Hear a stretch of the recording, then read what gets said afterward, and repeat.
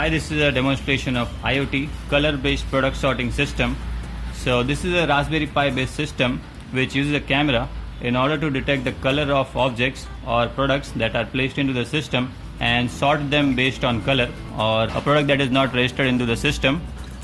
So now let's see how the system works. Let's turn it on, and first let's insert some products into the system in random order.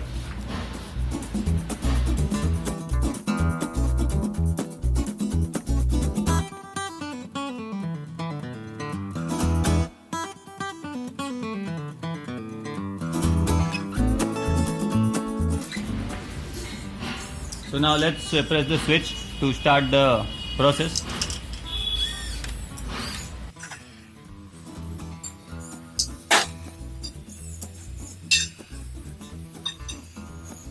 So we use the camera as input to the Raspberry Pi and a circuitry which is connected to motors.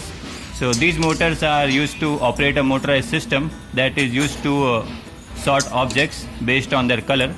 So as you can see, we have 4 bins here to sort those objects based on their color.